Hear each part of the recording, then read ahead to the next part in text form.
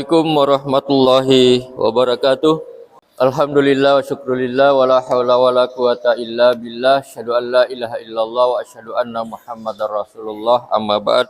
Bapak Ibu dan saudaraku jamaah subuh rahimakumullah. Jumat kemarin judul seragam khotbah di semua masjid musalla sekecamatan Benteng dan sekitarnya, termasuk masjid ini, pentingnya jihad atau keutamaan jihad dalam menjaga kesucian harta.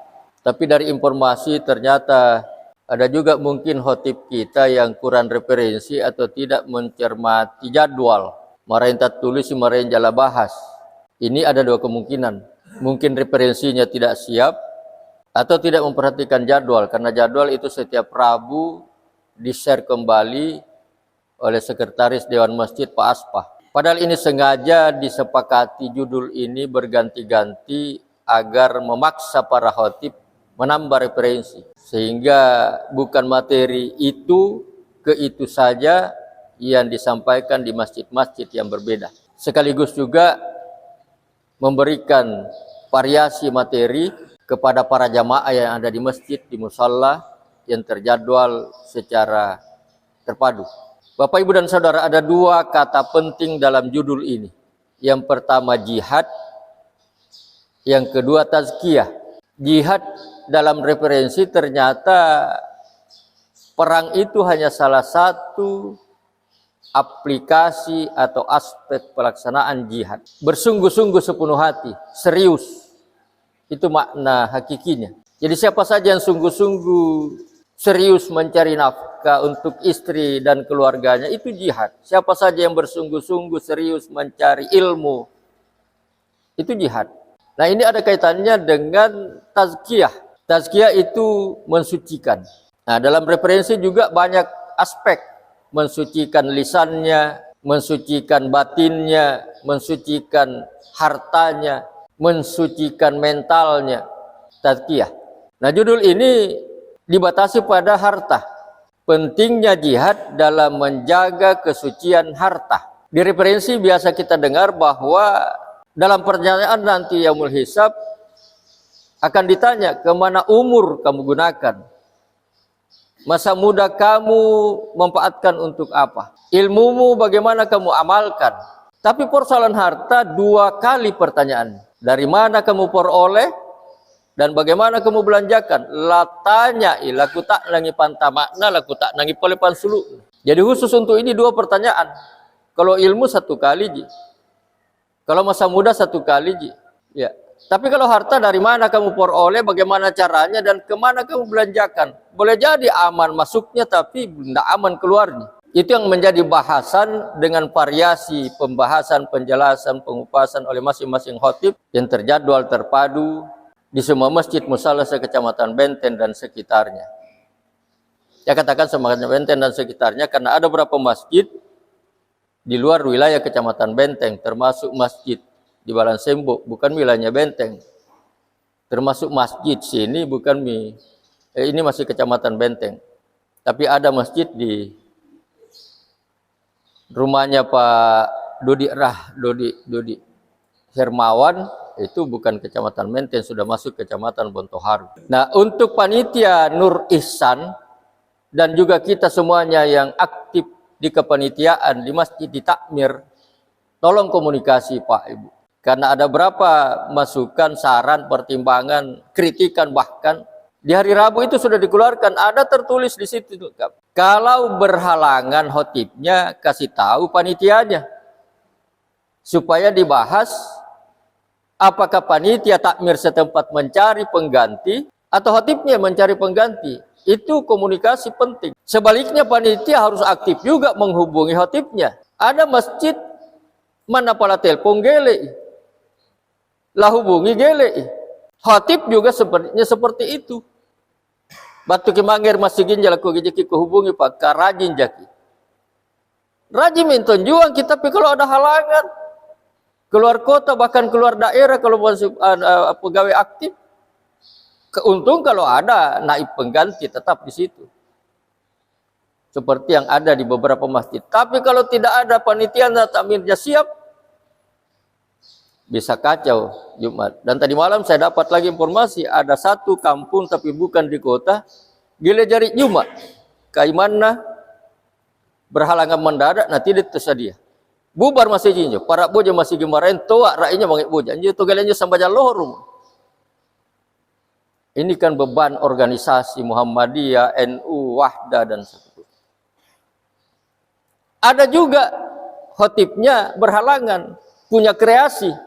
Dapat bojangi pas sampai. Tapi enggak komunikasi ke takmirnya. Jadi pengganti ini datang, gile tongi moni-moni nakiku sampai nyanu. Ada pengganti, orang lainnya dipersilahkan. Sakitnya tuh di sini. Ini persoalan komunikasi, Pak, Ibu. Bantu kami Dewan Masjid, bantu kami Porsam, komunikasi. Termasuk Nur Ihsan ini. Saya berharap. Karena itu tujuannya mulia. Kembali ke jihad Bapak Ibu. Bersungguh-sungguh. Ini memang ada hubungannya dari materi yang kita bahas, mulai dari muhasabah, ya, muaqadah, mujahadah. Itu mujahadah ada hubungannya dengan jihad. Ada muaqabah, ada muraqabah. Yang 5 poin itu yang pernah kita bahas. Cara untuk menjaga stabilitas, bahkan meningkatkan kuantitas dan kualitas keberagamaan kita ada 5 muhasabah, mengevaluasi diri, mujahadah, sungguh-sungguh sepenuh hati, muaqabah, menghukum diri sendiri, mujahadah, sungguh-sungguh sepenuh hati, muraqabah, merasa berada di bawah pengawasan ilahi. Saya yakin teman-teman aktivis GAS masih ingat terjemahannya, sengaja saya pilih semuanya berakhiran I. Dengan kata yang hampir mirip, mu semua patumbuna. Nah Bapak Ibu dan Saudara, melengkapi pembahasan dan mengulang ulasan kita Bapak dan Ibu, di sini yang ada hubungannya dengan surah Al-A'la. Qad aflaha man tadzakkah. Wa dzakara asma rabbih fasalla. Fasalla ini Idul Fitri. Jadi ini salat sunat yang diperintahkan langsung oleh Allah dalam Al-Qur'an. Qad aflaha man tadzakka wa dzakara asma rabbih fasalla. Fasalla itu Idul Fitri. Inna atainakal kautsar fasolli. Fasolli itu ini Idul Adha. Ya, tapi bukan itu yang kita bahas, hanya menambah referensi dan mengingatkan pencerahan, penyegaran tentang fasolla dan fasolli. Tapi kita kembali ke kad aflaha man tadzakka. Sungguh beruntung orang berzakat. Di beberapa buku referensi diterjemahkan sungguh beruntung orang yang mensucikan.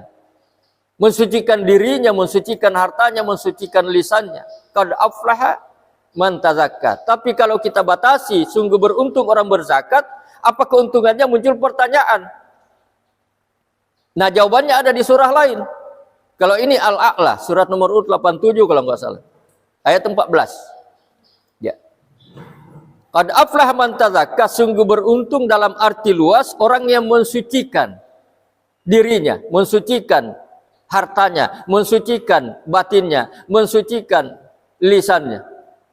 Qad aflaha man tadzakka. Tapi kalau kita batasi dalam arti singkat, sempit ya, sungguh beruntung orang berzakat. Tidak dijelaskan apa keuntungannya di ayat di surah Al-A'la itu. Ketika kita cari referensinya yang relevan dan cocok, itu ada di surah At-Taubah. Husmin amwalihim sodakatan. Nah, di sini kemudian timbul perdebatan. Bahwa ternyata ada sedekah dalam arti luas. Sedekah itu dalam arti luas ya masuk zakat, masuk infak. Tapi sedekah dalam arti sempit dia adalah membelanjakan harta yang tidak ketat aturannya. Tapi semuanya masuk dalam masalul ladzina yunfikuna fi sabilillah kamasali habbatin ambatat sab'a sanabila fi kulli sumbulatin mi'atu habba. Ini ketat tiga-tiganya. Zakat ya 1 menjadi 700. Infak ya 1 menjadi 700. Seperti orang menanam 1 biji, 1 butir, 1 bibit. Tumbuh 1 pohon, bercabang 7, setiap cabangnya 100 biji. Itu kena zakat iya, infak iya, sedekah iya dalam bentuk materi. Husmin amwalihim sadaqatan, ini juga bermakna bagi kita. Apakah lasismu, apakah lasisnu, apakah lasiswi atau las-las lainnya, lembaga amil atau apalagi Basnas provinsi, Basnas pusat, Basnas kabupaten, Pak Ibu. Ya. Harus proaktif, bukan menunggu. Jemput, pungut. Berarti ada proaktif dari lembaga atau badan.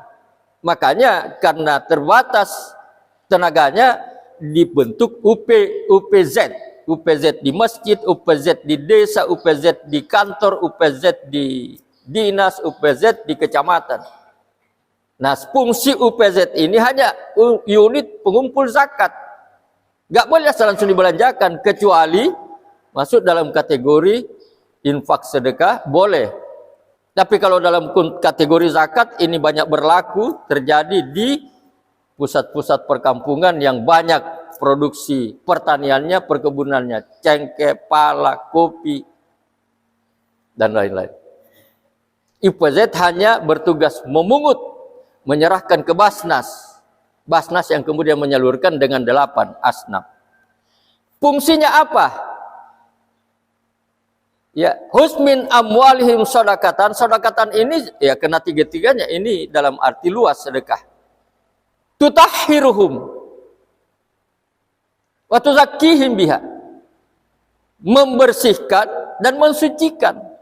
Ini mirip, didekati maknanya. Membersihkan, tutahhiruhum wa tuzakkihim, ini tazkiyah. Membersihkan dan mensucikan, membersihkan hartanya, mensucikan batinnya dari rakus, dari apa bisa sila jarakna? Ngoah. Repole bahasa sila jarakna nyono la innal insana li rabbih lakanudu lakampidu ya. Bapak Ibu dan Saudara, berkaitan dengan harta, Al-Ma'un sangat jelas. Ditanya di awal lalu kemudian dijawab. Ara'aital ladzi yukadzibu biddin? Tahukah kalian siapa itu pendusta agama? Ya. Fadzalikal ladzi yad'ul yatim wa la yahuddu ala ta'amil miskin. Mereka itulah yang tidak peduli pada fakir miskin, enggak pernah peduli pada anak yatim. Itu berkaitan dengan harta kita, berhubungan dengan zakat, infak, sedekah kita. Itulah yang dilakukan oleh GAS ini. Dengan menghimpun sedekah spontan dari teman-teman, lalu kemudian dibelanjakan oleh Pak Rahman dalam bentuk paket ya, beras dan uang tunai secukupnya. Itu dalam rangka ini, Pak Ibu. Jadi membersihkan dan mensucikan. Membersihkan hartanya dari subhat, apalagi haram. Dan mensucikan batinnya dari rakus. Karena seluruh aktivitas kita, apapun profesi kita Pak Ibu, memang itu milik kita. Tapi bukan hak kita sepenuhnya. Nah, ketika ada harta kita yang tidak keluar ke zakatnya, infaknya, Pak, sesuai dengan aturan dan regulasi, maka boleh jadi kita sudah sholat, boleh jadi kita sudah puasa, boleh jadi kita sudah berhaji, tapi Allah mengatakan kamu masih pendusta agama. Itu tadi. Fadzalikal ladzi yad'ul yatim wa la yahuddu ala ta'amil miskin. Bapak Ibu dan saudara-saudara, tazkiyah bukan hanya harta. Jadi harta, saya ulang kembali, 2 kali ditanya. Dari mana kamu peroleh, ke mana kamu belanjakan. 2 kali. Aman masuknya, tidak diharam masuknya, tapi ditanya lagi keluarnya. Milikmu itu sudah kamu potong 2,5%, sudah kamu potong 5% untuk pertanian irigasi, atau kamu sudah potong 10% kalau pertanian tak ada hujan. Itu dulu. Tapi tazkiyah yang terakhir yang saya ingin kembangkan ke kita Bapak dan Ibu adalah mensucikan lisan.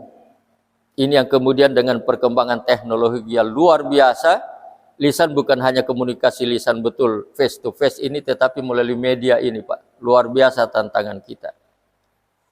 Dan kita tidak boleh dengan konteks dan konsep tazkiyatul lisan ini masuk di media kita nggak boleh menghindar dengan beralasan ala kadarnya. Mohon maaf, saya ini hanya copy paste dari grup sebelah. Begitu kita share, itu sudah menjadi tanggung jawab kita. Jadi kalau informasi yang ada di situ kita share, padahal itu hoax, ikut maki hoax. Padahal itu bohong, ikut maki bohong. Padahal itu fitnah, apalagi ikut maki fitnah. Ini luar biasa perkembangan teknologi AI saja, AI itu luar biasa. Ya, bayi yang masih nggak mungkin belum bisa baca, luar biasa bacaan Al-Qur'annya. Ya, logika nggak mungkin itu. Ya, tetapi teknologi luar biasa, wajah bisa diganti. Oleh karena itu saya ulang kembali, etika bermedsos jangan di-sharing sebelum disaring. Kita kadang-kadang terjebak karena kita menganggap ini biasanya dipakai juga itu semangat agamanya. Siapa menyebarkan ini akan bertambah rezekinya, kaget satu pekan. Kalau tidak di-share akan mendapat musibah. Akhirnya niat kita sudah lain saat men-share itu. Ya. Jadi terutama ini Pak, kita kembangkan dalam teknologi. Tazkiyatul lisan. Kalau lisan yang menurut versinya Nabi ketika itu ya face to face. Tapi ini melalui alat. Jadi hati-hati berkomunikasi melalui medsos, karena sekali lagi, kalau hoax kita ikut hoax, kalau bohong kita ikut bohong, kalau fitnah kita ikut fitnah. Dan segera teman-teman biasa mengatakan, percuma jadi hapus, sudah dicatat malaikat. Bapak, Ibu, dan saudara-saudara, sebagai penutup kami informasikan apa yang dilakukan oleh pimpinan daerah Muhammadiyah. Sudah 2 pimpinan ranting yang dilantik karena ditugasi pada mahasiswa yang melaksanakan KKN di 18 titik. 1 titik malah ke Kendari. Ya, titik yang ada di selayar ini sudah 2 yang dilantik pimpinan rantingnya, di Bahuluang sudah digusung kemarin. Ya, pimpinan ranting yang kita tugasi untuk menghidupkan Muhammadiyah di tingkat level, di tingkat desa. Ya. Jadi yang lain akan menyusul setelah ada informasi dan penjemputan, karena ada 7 desa kalau nggak salah di Jampea, itu akan ditarik secara serentak, tetapi juga ditunggu pembentukan rantingnya untuk sekaligus pelantikan, baru kemudian penarikan. Saya sudah ada jadwal Takak Bonerate, KM Takak Bonerate untuk bisa disesuaikan itu apakah berangkatnya atau pulangnya supaya terjadi penghematan biaya. Selain itu dalam diskusi yang berkembang sangat dinamis Pak Ibu, lembaga pers di Muhammadiyah. Karena setelah dievaluasi Bapak-bapak, Ibu-ibu yang langganan Suara Muhammadiyah, banyak kegiatan selayar termasuk gas ini, termasuk korban bersama, lebih tinggi nilai beritanya dibanding berita-berita lain yang masuk di Suara Muhammadiyah. Tapi kita tidak masuk karena tidak ada yang bekerja menangani khusus di situ. Makanya kita berdiskusi kencang untuk membangun, membentuk, karena ada majelis pustakanya di situ. Majelis pustaka ini dikoordinir oleh salah seorang wakil ketua, Pak Saharudin. Ya, tapi karena beliau baru pulang dari Makassar dan saya yang rintis itu karena punya pengalaman di pedoman rakyat. Ini sudah hampir terbentuk final, dan itu yang akan bertugas untuk mengkomunikasikan informasi kegiatan yang kita lakukan di selayar ini dalam konteks Muhammadiyah. Itu sudah didiskusikan juga kemarin di Gusung sambil pelantikan seperti yang kami kemukakan. Dan terakhir kami ulang kembali, ya, Muhammadiyah merintis pesantren, tetapi langkah awal ini rintisannya Muhammadiyah Boarding School, MBS. MBS bukan MBG di. MBS. Jadi ini kita utamakan siswa-siswa dari pulau. Karena kalau sudah berasrama, maka biaya mereka untuk kontrak kamar, kontrak rumah menjadi ringan karena diasramakan. Ya, biaya juga untuk konsumsi bagi warga pulau yang banyak bermasalah di akomodasi dan konsumsi bisa tertangani tanpa bermaksud menutup kemungkinan dari siswa-siswa lain untuk bergabung di sini. Tapi kita rencanakan 2026 sudah final menjadi pesantren Muhammadiyah. Ada gedungnya, ada kiainya, ada guru pembinanya, ada santrinya, ada biaya operasionalnya. Tapi sekarang sudah rintis dan itu ada timnya yang menangani untuk mengkaji itu. Dan langkah awalnya barangkali Jumat, Sabtu, Ahad dulu atau Sabtu, Ahad dulu. Kita benahi tahsinnya, kita benahi tajwidnya, kita benahi mahrajnya. Dan termasuk guru-guru yang ada di kompleks perguruan Muhammadiyah. Ternyata ada juga yang tidak bagus bacaan Al-Quran. Nah, Muhammadiyah Tummuki BD. Demikian Bapak Ibu, silakan Pak Rahman.